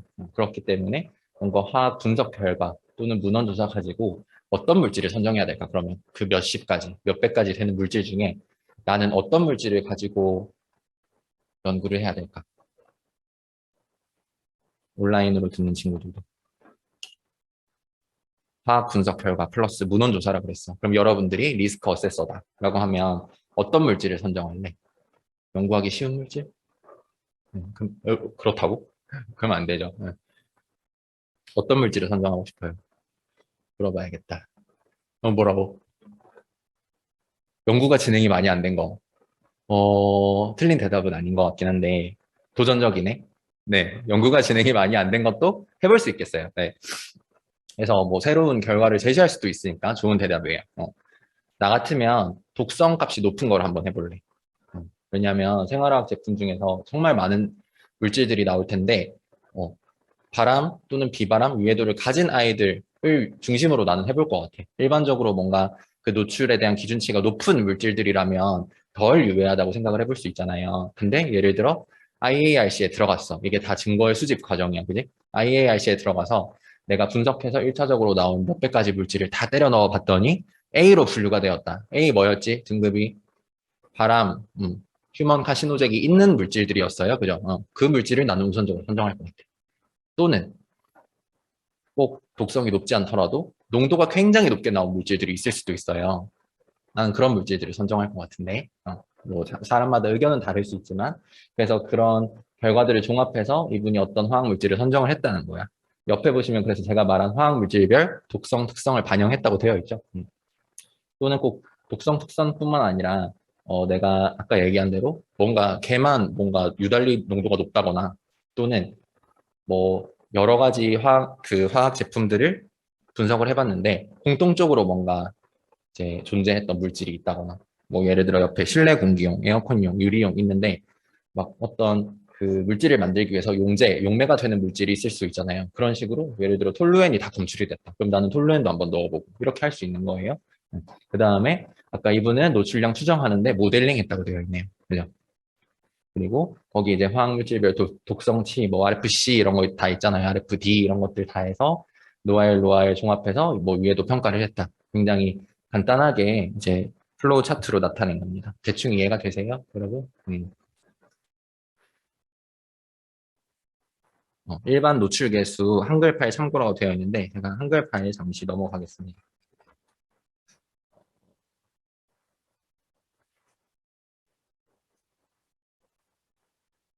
잠시만요. 화면 공유를 새로 하겠습니다.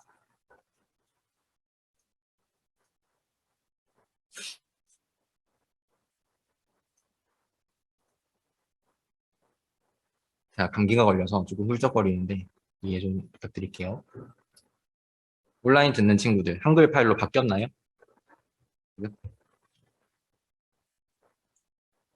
네. 그래서 그 한국인 노출 개수 핸드북 있다 그랬잖아. 그 중에 가장 대표적인 몇 개만 한번 골라와 봤어요. 이거 보면은 자 전체 연령에 대해서 전체 연령은 평균 몸무게가 얼마래요? 64.2. 근데 여기는 남녀 노소 다 들어간 거예요. 아, 성인이구나, 여기는. 그러니까는 남자, 여자, 일반 성인의 평균 몸무게가 64다라고 되어 있는 거고, 지금 이 성인으로 구별하는 게 만 18세 이상부터 한 것 같은데, 뭔가 이 인구 집단마다 지금 N수가 달라요. 이러면 안 되는 거 아닌가? N수가 같아야 되는 거 아닌가? 아니죠. 왜냐하면 정규, 이렇게 똑같은 식으로 분포하지 않을 거예요. 18세부터 24세, 25세부터 34세. 똑같은 인구수만큼 있는 게 아니기 때문에 뭔가 이 연구가 3만 600명을 대상으로 했는데, 일반 우리나라의 인구 집단, 연령별로 이만큼 그 프로포션, 비율을 준 거예요. 그죠? 그렇게 되어 있고, 이거 잘 이해 안 되는 친구들도 있다 그러던데, 뒤에 TH 붙어 있어요. 이게 퍼센트가 아니고, 이게 퍼센트의 개념인데, 그 그냥 일반적으로 50이라고 하면 평균이라고 이해할 수 있는데 그 평균이랑 좀 달라요. 그죠? 예, 평균은 그냥 전부 다 데이터 평균 낸 게 중간 그 평균치인 거고 여기서 50번째라고 하는 거는 그거예요. 여기 100명이 있다고 치고 1번부터 100번까지 몸무게 순서대로 줄을 세우면 50번째에 있는 사람의 몸무게라는 얘기예요. 이해되시죠? 이거 이해 잘 못한다고 하더라고 학생들이. 근데 아마 다 이해하셨을 것 같고 그 중에서 남성만 쪼개보면 이제 70 정도 되더라. 그래서 뭐 일반 남성 같은 경우 몸무게를 70으로 많이 주기도 하고요. 그다음에 여성 같은 경우는 뭐 57.8 이렇게 나와 있죠. 그다음에 이런 것들도 다 나와 있대요. 생활 공간별 면적이나 부피. 사실 아파트 같은 경우에 이제 주거를 한다고 쳐봅시다. 뭐 주택이나 뭐 개별 다른 유형의 뭐 오피스텔이나 원룸 이런 데는 조금 주거 유형이 다양하지만 사실 우리나라의 아파트들은 대부분 다 정형화돼 있어요. 노출 평가할 때 이런 거를 많이 끌어다 쓰거든요. 네. 그러니까는 거실은 뭐 평균 면적이 어느 정도 되는지 심지어 이런 것들도 다 자료가 있다는 거예요. 친절하게 다 나와 있죠. 그죠? 그 다음에 환기율 같은 경우도 실제로 환기율을 계산해 볼 수도 있어요. 막 이산화탄소 농도 집어넣고. 근데 그렇지 말고 뭐 평균적인 이제 환기율도 제시가 되어 있다는 거예요. 그죠? 그 다음에 이거 보면 심지어 이런 것들도 있네. 스프레이 제품으로 했을 때 뭐 얼마만큼 피부에 점착되는지, 그지? 뭐 트리거 제품을 했을 때 얼마만큼 점착되는지, 또는 뭐 광택이나 본딩을 내기 위한 접촉하는 그 과정 중에서는 얼마나 피부에 접착될 건지 이런 것들도 다 나와 있다는 거예요. 영유아의 뭐 부위별 체표 면적 이런 것들도 다 나와 있죠, 그죠? 쭉쭉쭉 한 번만 살펴보고 다시 강의 자료 넘어갈게요. 이런 것들도 있어. 아까 그 화학 제품 중에 어떤 형태로 이제 노출이 되는지, 뭐 휘발성인지, 에어로졸의 형태인지 이런 것들 얘기했었잖아. 근데 여기 보면은 예를 들어서 표면에서 휘발되는 시나리오였다라고 한다면 뭐 물질의 증기압에 따라서 공기 중으로 얼마만큼 비율이 방출이 될 건지 이런 것들도 다 나와 있습니다. 심지어는 뭐 물을 사용하는 작업 같은 경우는 접촉 면적을 어느 정도로 주면 좋을까? 양손? 그지? 뭐 그게 이제 화장실을 청소하는 과정이라고 했을 때 양손과 전박, 이 앞쪽 팔꿈치 뭐 이 정도로 생각해 보시면 될 것 같고 표면을 닦는 작업은 보통 한 손으로 닦잖아요. 그렇기 때문에 한 손으로 주면 된다라는 것들 이런 것들 나와 있습니다. 그래서 그 지금 이 밑에 거는 옛날 건데 2019년에 한 번 더 나왔고요. 한국 노출계수 핸드북 이런 거는 성인을 대상으로 한 거고 어린이는 어린이 노출계수 핸드북인데 과학원에서 자료를 받으시면 되고요. 제가 배포를 할 수 있는지 알아본 다음에 가능하다면 강의 자료에도 띄워놓겠습니다. 다시 PPT 자료로 넘어가겠습니다. 잘 넘어왔죠? 지금 PPT로.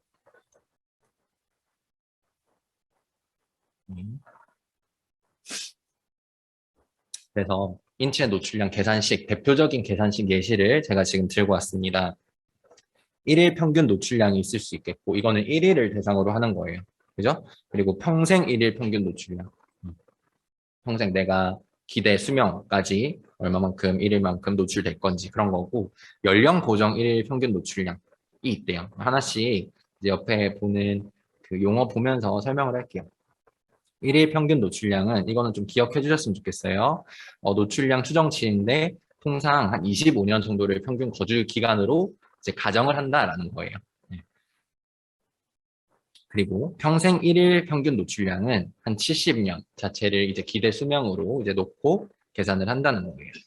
근데 밑에 보는 연령 보정 1일 평균 노출량이라는 게 있는데 그건 맨 마지막 식인 것 같아. 그죠? 그거는 어떻게 계산하는지 보니까 평균 기간을 이제 각 그룹별로 연령 분별을 지금 I라고 지금 뒀죠. 있는데 걔네들이 각각 다 이제 계산을 하는 거야. 연령 분별로 아까 나눈 대로 뭐 18세에서 24세, 25세부터 그다음 구간 이렇게 다 계산을 할 수 있겠죠.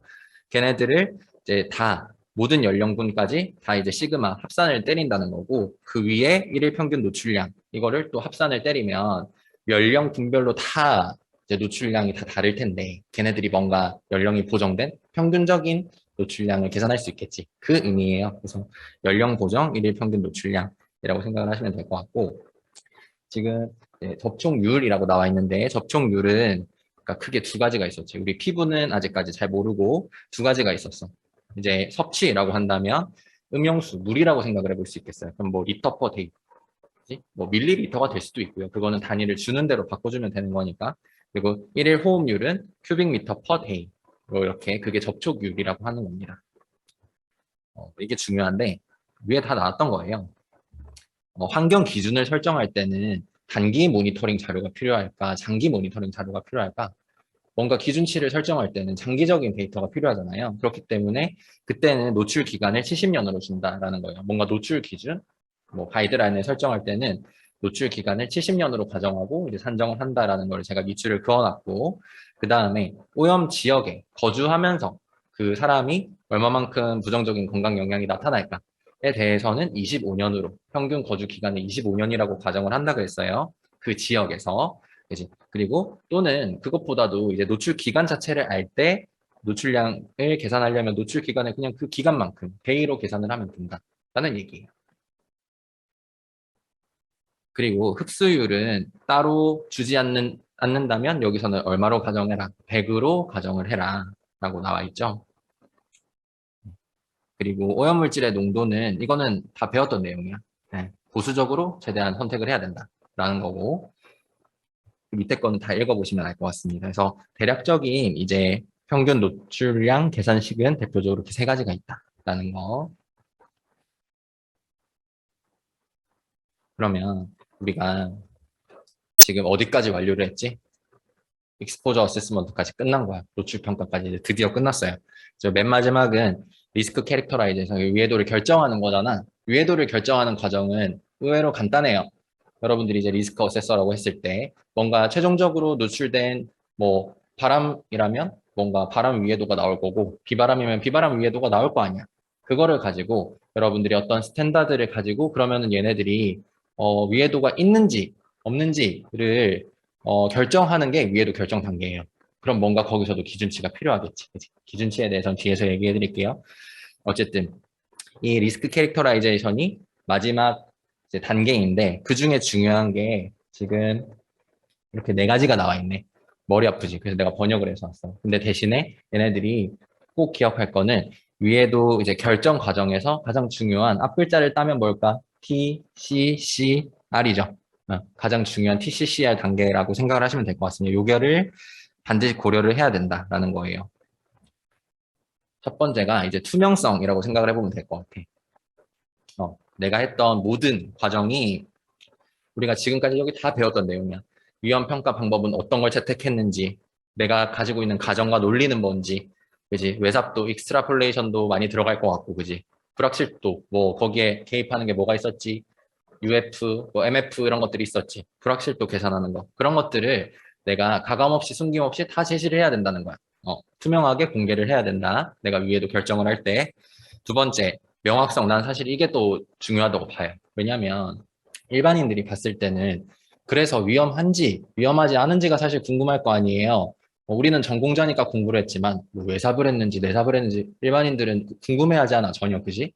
그러면 그 사람들로 하여금 이 물질이 어떤 물질인데 위험하다더라. 지금 너가 있는 노출 상태에서는 위험하지 않아도 위험하지 않은 정도이다. 그렇기 때문에 뭐 고려할 정도의 위험은 아니다. 라는 결과를 명확하게 제시를 해줘야 된다는 거예요. 그렇죠? 사실 이제 투명성이나 명확성은 꼭 뭐 위에도 평가뿐만 아니라 보고서를 작성하거나 뭐 논문을 작성하거나 할 때도 여러분들도 반드시 이제 지키셔야 되는 과정이겠죠. 일관성은 이제 너무 뜬금없는 메소드를 가지고 연구를 하지 말고 대표적으로 이제 EPA의 가이드라인이 다 있잖아요. 그런 가이드라인 또는 우리나라 같은 경우는 EPA 말고 어디서 이제 제시를 하고 있을까? 아까 잠깐 나왔었는데 그 노출 개수 핸드북 제공하고 있는 기관이 국립환경과학원이었죠. 그런 데서 이제 위해성 평가의 가이드라인 제시하고 있어요. 그런 제시된 가이드라인과 일치하는 방법으로 일관되게 수행을 해야 된다라는 거고, 물론 당연히 그 결과들이 합리적이어야 되겠지. 그래서 합리적인 결과를 이제 제시를 해야 된다. 다시 한번 말하지만 그 네 가지가 대표적으로 뭐다? TCCR이다. 요거는 꼭 좀 기억을 하셨으면 좋겠습니다.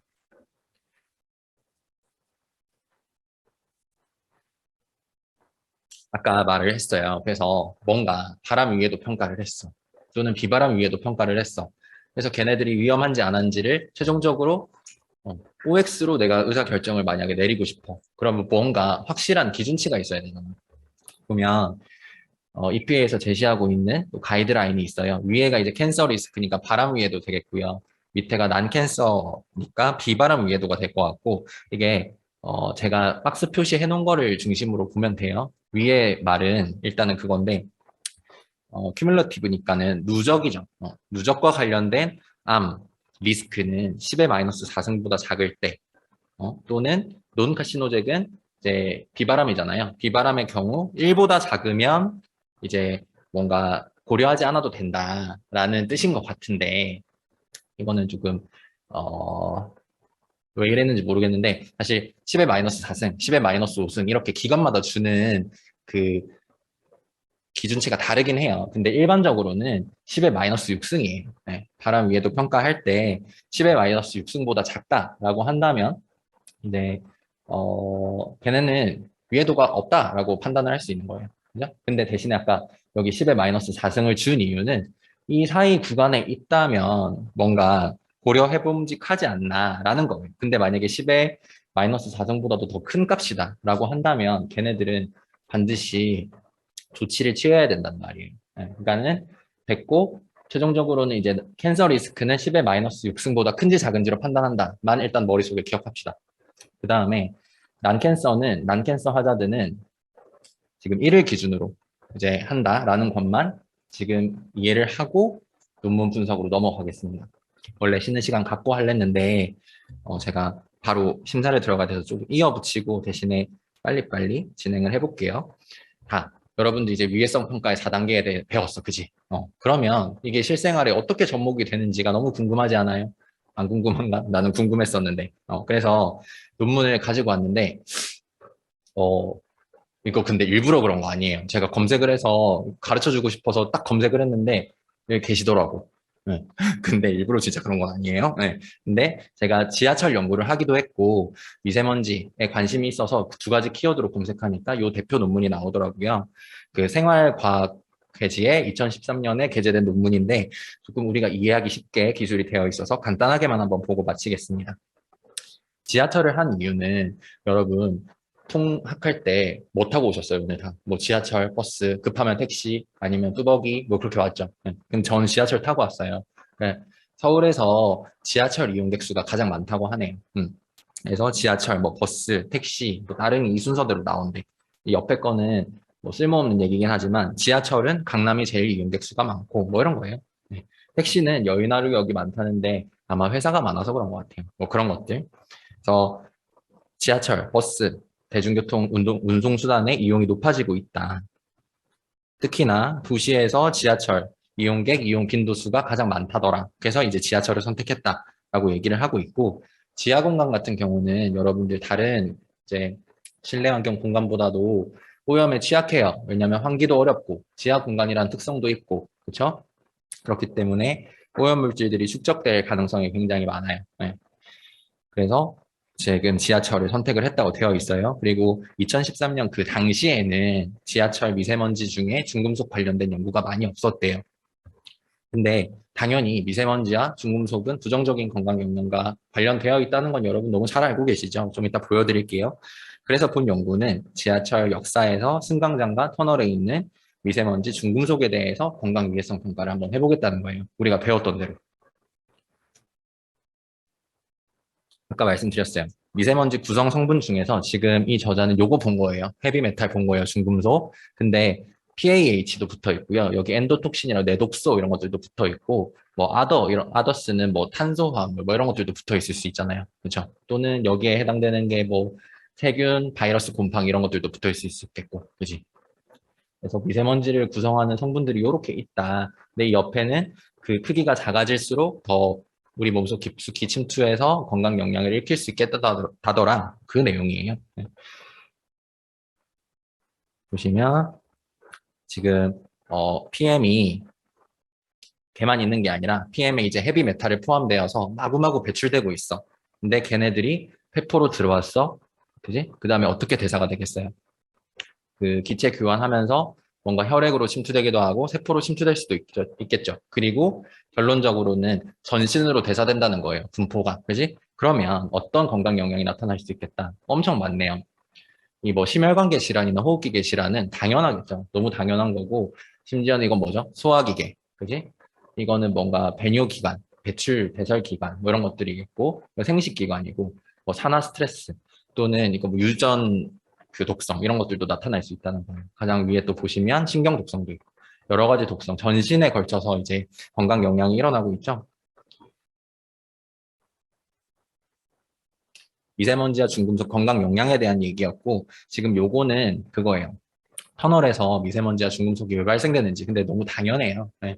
지하철이 이제 다니면서 이 열차풍에 의해서 미세먼지들이 다시 막 떠오르고 뭐 이런 것들도 있을 수 있겠고, 얘네들이 막 다니면서 위에 전차선이랑 이제 막 마찰도 일어나고, 밑에서는 또 휠 레일이랑 뭐 브레이크 패드 막 이런 것들 마찰이 많이 일어날 거 아니에요.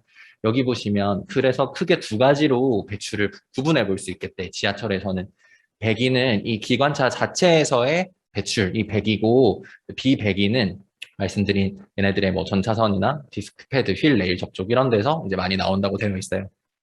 근데 전차선은 구리 성분으로 주로 이루어져 있대. 그리고 브레이크 시스템과 휠은 철로 이루어져 있고 나머지 뭐 니켈, 망간, 아연 등도 지하철 공간에서 풍부하게 검출이 된다고 되어 있어. 근데 제가 표시해 놓은 대로 철이 대부분 많이 검출이 됩니다. 이 그 브레이크 시스템과 철도 사이의 마찰 때문에. 그것만 좀 기억해 두시면 되겠고 위에는 그거예요. 지금 앰비언트가 외기잖아요. 네. 지하철 공간에서 얘네들이 그 어떻게 공기들이 교환되고 있는지인데 앰비언트가 외기. 혹시 콩코스가 뭘까? 약간 굳이 해석하자면 대합실인데 대합실이라 그래야 될까 모르겠어요. 그거예요. 안압력을 생각해 보면 우리 안압력 들어가면 한 칸 내려가지. 그지? 한 칸 내려가서 또 한 칸 내려가서 카드 찍죠. 그 공간이 아마 대합실이라고 생각하시면 될 것 같아요.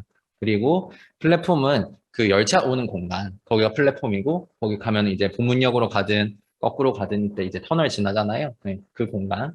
그래서 이 크게 네 가지 파트로 나눠지는 이 지하 역사에서의 공기 교환이 다 굉장히 활발하게 일어난다라는 거예요. 이분은 그 M역인데 아마 미야사거리역이었던 것 같아요. 거기를 대상으로 이제 측정을 했다라고 나와 있고 미세먼지 측정을 어떻게 했느냐. 지금 사실 중금속이 궁금하긴 한데 미세먼지 측정부터 해야 돼. 왜냐면 뜬금없이 중금속만 포집이 안 되거든. 그렇기 때문에 일단 미세먼지를 먼저 포집을 했는데 어떻게 포집을 했느냐. 보시면 이 페트리디시에 그 미세먼지 여과지 필터라고 하는 것이 있어요. 그거를 가지고 실험실에서 먼저 무게를 재. 실험실에서 먼저 무게 안 재면 망해. 왜?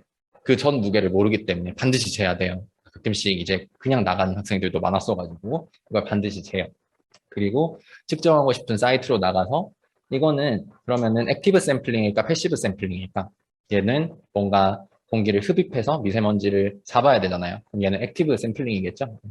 액티브 샘플링 가지고 뭔가 또 필터 위에 미세먼지가 이제 앉을 거예요. 그럼 걔를 가지고 다시 실험실로 가져가서 또 무게를 재. 왜 두 번 잴까? 위에 거 하려고.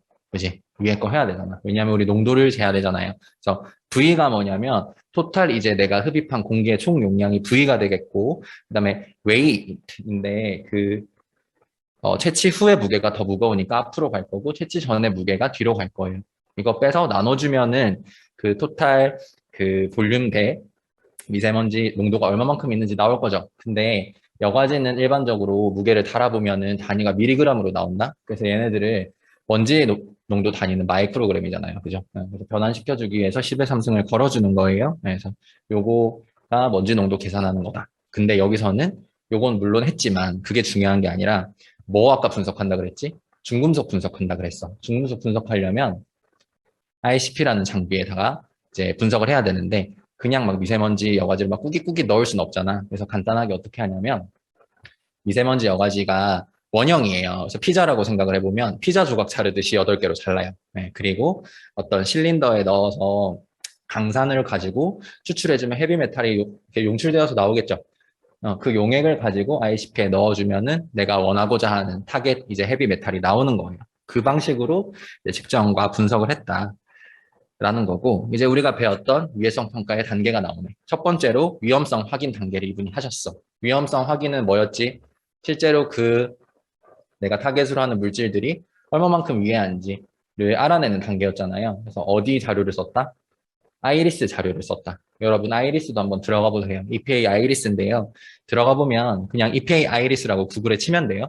이런 식으로 A부터 끝까지 Z까지 있겠죠. 해당되는 물질의 어떤 독성 정보가 굉장히 다양하게 방대하게 나와 있습니다. 그래서 여러분들 혹시 다른 과제물 할 때도 뭔가 화학물질에 대해 조사하는 게 있으면 EPA 아이리스나 IARC 우리가 배웠던 국제암 연구소죠. 여기 들어가서 확인하시면 될 것 같아서 이분은 아이리스에서 확인을 했다라는 거. 위험성 확인 그냥 이렇게 하는 거예요. 이해되시죠? 네.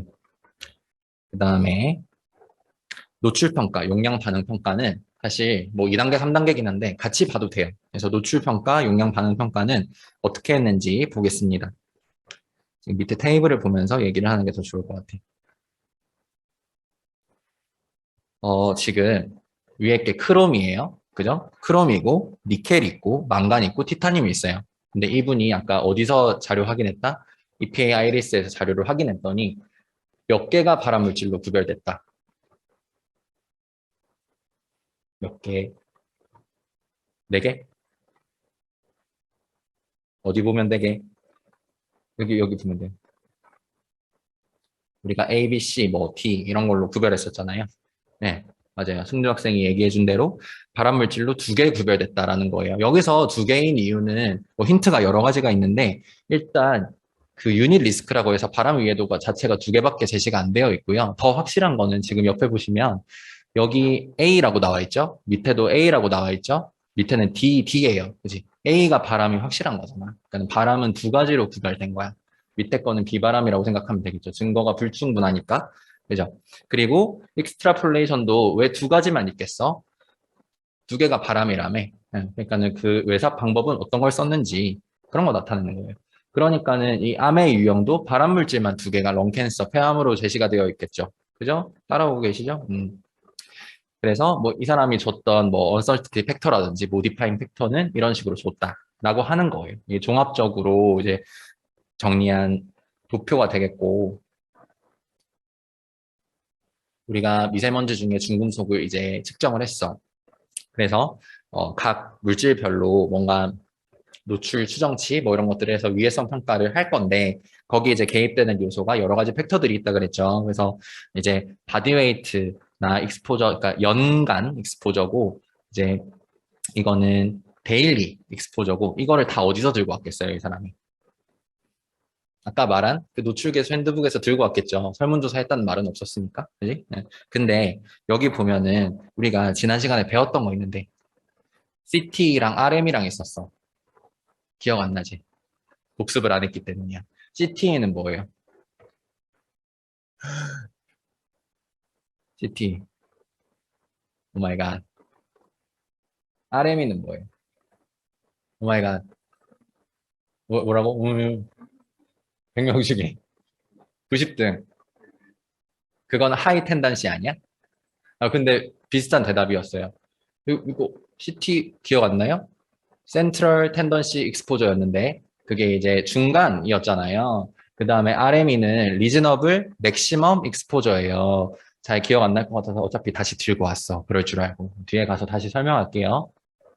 걔네들에 대한 값들을 이제 나타낸 거고, 뭐 이거는 분포가 어떻게 되는지, 뭐 정규 분포인지, 비정규 분포인지 이런 거니까 넘어가겠습니다. 이런 것들 다 팩터로 이제 산정 필요한 거예요. 아까 바디 웨이트나 노출 시간 이런 것들 다 필요하다 그랬잖아. 그래서 그 값들을 다 가지고 온 거고, CT가 뭐예요? 이제 50등. 그지? 거기 센트럴 텐던시 익스포저가 50%일 여기이고요. 승우가 말해준 대로 이제 90%가 이제 하이엔드였어요. 하이엔드 에스티메이션이었고 그 다음에 RME는 이거였어요, 여러분. 지금 90을 기준으로 해서 98번째까지 이면 사실 노출 수준이 굉장히 높은 거예요. 그죠? 왜냐하면 1이 제일 적고 100이 제일 많다고 했을 때 90번째부터 98번째는 거의 끝에 가 있는 사람이야. 하지만 여러분 순위를 낼 때도 1등부터 100등까지 있는 숫자잖아. 그지? 그러면 걔네들이 실제로 일어날 수 있는 거예요? 일어날 수 없는 거예요? 충분히 일어남직한 농도죠. 그렇기 때문에 용어가 RME, 리즈너블 맥시멈 익스포저인 거예요. 맥시멈이긴 한데 어떤 충분히 일어날 만한, 그쵸? 용인 가능한 수준의 그런 노출, 그러니까 충분히 이런 노출들이 일어날 수 있다는 거예요. 그렇기 때문에 이게 지금 보수적이긴 하지만, 컨저버티브 하지만 우리가 이제 인체 위해성 평가할 때 그 값을 채택을 하면 더 좋겠다. 왜냐하면 리얼리스틱 레인지에 들어가 있기 때문에 누군가는 90번째에서 98번째까지 노출이 될 거 아니야. 그지? 이해됐죠? 자, 그다음. 그래서 PM10, PM2.5에서 4가지 중금속을 각각 뽑아냈어요, 이 사람이. 크롬 유가.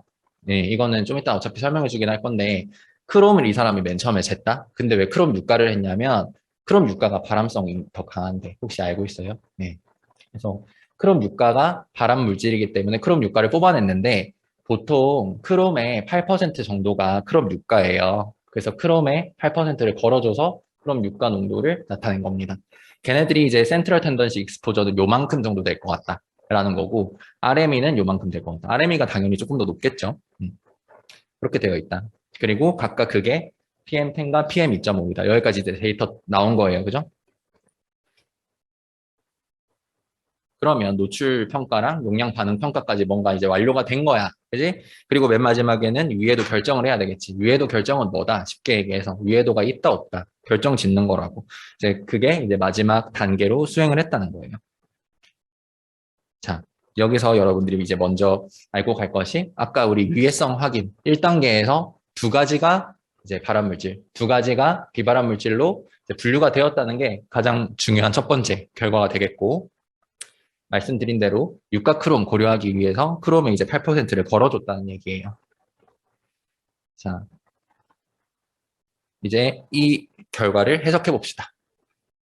캔서 리스크, 바람 위에도, 그 다음에 하자드 인덱스는 비바람이라고 생각하시면 될 것 같아. 그지? 내가 아까 바람을 몇을 기준으로 이제 판별을 한다.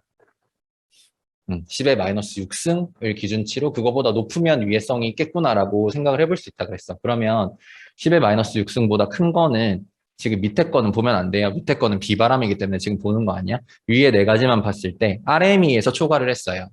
왜 RME에서만 초과했을까? 당연히 CT는 센트럴 텐던시였잖아. 그렇기 때문에 중위수를 가지고 판단한 거고 이제 리즈너블 맥시멈 수준에 이제 들어가 있는 수준이라고 판단을 해보면 크롬은 남자 여자 다 초과했고 니켈인가요? 네, 니켈은 남자만 초과했고 이렇게 지금 나오는 거예요. 그럼 이거 결과 해석 위해성 결정 어떻게 하면 될까? 크롬은 일반 성인 남자 여자에게 지하철에서 RME 수준에서 바람 위해도가 있을 수 있겠다라고 결정하면 되는 거예요. 그죠? 다시 조금 헷갈릴 수도 있는데 똑같은 그래프가 표가 4번 나올 거니까 다시 같이 해석해 봅시다. 이번에는 PM 비바람 평가라고 나와 있죠. 비바람이면 밑에 거 볼 거예요. 그죠? 하자드 인덱스 볼 거예요. 그러면 어떻게 하면 돼요? 얘네는 몇을 기준으로 판단하나요? 네, 기준치 1로 판단한다 그랬어. 그래서 1보다 크면 얘는 비바람 위해도가 있는 거야. 지금 보니까 티타늄에서 1을 초과했죠. 둘 다. 그러면 어떻게 위해도 결정하면 돼요? PM10에 티타늄은 일반 성인 남자, 여자를 대상으로 RME 수준에서 비바람 위해도가 있다. 끝이에요. 쉽죠? PM2.5, PM2.5도 PM10이랑 똑같아요. 그러니까 똑같은 결과니까 해석 안 해도 되겠지. 그리고 PM2.5 비바람도 이제 캔서 리스크 말고 밑에 있는 하자드 인덱스를 보면 역시나 티타늄에서 남자, 여자 둘 다 초과한 걸 볼 수 있어요. 이를 초과했기 때문에 비바람 위에도 있다라고 생각을 하시면 될 것 같습니다. 아까 나와 있는 그 결과를 종합한 거고요. 그래서 지금 이 사람이 맨 마지막에 얘기하고 있는 거는 지하철에 지금 미세먼지 기준치 있을까 없을까? 있어요.